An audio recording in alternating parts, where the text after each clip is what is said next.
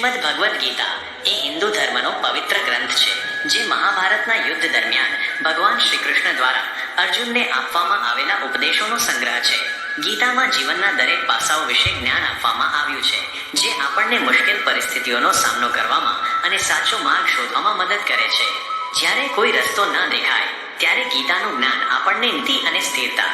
ગીતા આપણને શીખવે છે કે કેવી રીતે આપણા મન અને ઇન્દ્રિયો પર નિયંત્રણ રાખવું, જે આપણને શાંત અને સ્થિર રહેવામાં મદદ કરે છે.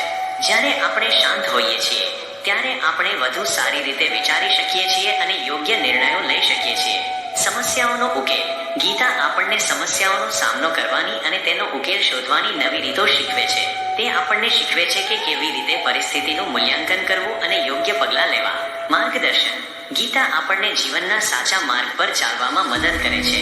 તે આપણને શીખવે છે કે કેવી રીતે આપણા ધ્યેયોને ઓળખવા અને તેને પ્રાપ્ત કરવા માટે પ્રયત્ન કરવો. પ્રેરણા. ગીતા આપણને પ્રેરણા આપે છે અને આપણને જીવનમાં આગળ વધવા માટે પ્રોત્સાહિત કરે છે. તે આપણને શીખવે છે કે કેવી રીતે સકારાત્મક રહેવું અને મુશ્કેલીઓનો સામનો કરવો. ગીતાનું જ્ઞાન ખૂબ જ ઊંડું છે અને તેને સમજવા માટે સમય અને પ્રયત્ન જરૂરી છે. પરંતુ જો આપણે ધ્યાનથી ગીતાનો અભ્યાસ કરીએ અને તેના ઉપદેશોને આપણા જીવનમાં અમલમાં મૂકીએ તો તે આપણને ચોક્કસપણે મદદ કરી શકે છે. ગીતાનો અભ્યાસ કરવા માટેના કેટલાક સૂચનો. ગીતા વાંચો અને સમજો. ગીતાને ધ્યાનથી વાંચો અને તેના દરેક શ્લોકનો અર્થ સમજવાનો પ્રયત્ન કરો. ગીતા પરના પુસ્તકો અને લેખો વાંચો. ગીતા પર ઘણા પુસ્તકો અને લેખો ઉપલબ્ધ છે, જે આપણને ગીતાના જ્ઞાનને વધુ સારી રીતે સમજવામાં મદદ કરી શકે છે.